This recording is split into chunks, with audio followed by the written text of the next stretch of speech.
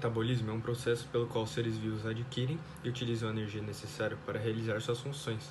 Ele consiste em uma atividade celular altamente coordenada, no qual sistemas multienzimáticos atuam em conjunto visando 4 funções: a obtenção de energia química, pode ser pelo meio do sol ou dos nutrientes, converter os nutrientes em moléculas específicas, polimerizar precursores em macromoléculas e sintetizar e degradar biomoléculas.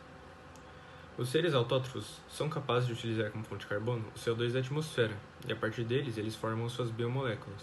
Já os seres heterotróficos não são capazes de utilizar o CO2 da atmosfera. Sendo assim, eles precisam obter o carbono do ambiente por meio de moléculas orgânicas complexas, como a glicose.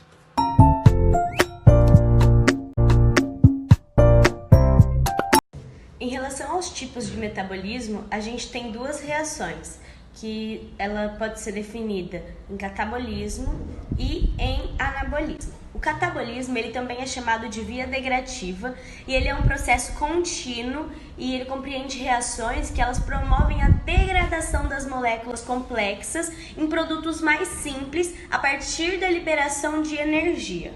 Então, e essas vias catabólicas, elas também são subdivididas em duas, que pode ser o metabolismo aeróbico, que é onde as reações elas ocorrem na presença de oxigênio. O oxigênio ele faz o papel de um aceitador final de elétrons, ele se junta com o hidrogênio e ele vai vir a formar a água.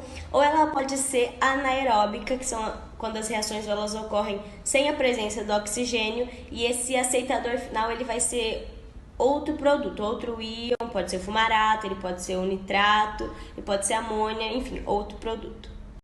E a gente também vai ter o anabolismo, e o anabolismo ele também pode ser chamado de via biosintética, e ele é praticamente o contrário do catabolismo. O anabolismo ele vai formar moléculas compostas a partir de moléculas simples com o consumo de energia.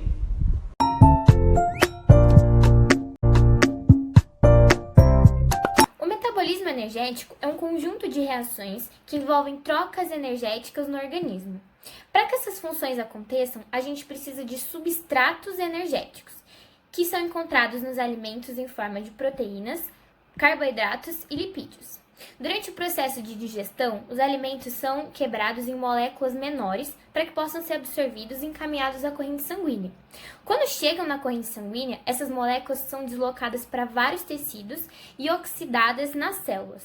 Esse processo de oxidação nas células libera energia, o ATP, que é um nome um pouco mais técnico. E para que haja a completa degradação dessas moléculas em CO2 ou em H2O, gerando assim um maior rendimento de ATPs, a presença do oxigênio é fundamental. Esse processo de produção de energia acaba atuando em funções como a manutenção da temperatura corporal, porque durante a produção de energia acaba liberando calor, além da produção de ATPs, que vai participar em outros processos metabólicos como fornecedor de energia. O excesso desses substratos acabam sendo armazenados de diferentes maneiras pelo organismo. Os carboidratos, por exemplo, ao não serem utilizados, podem ser armazenados no fígado em forma de glicogênio e só são utilizados novamente quando o organismo não consumir uma quantidade ideal para a produção de energia.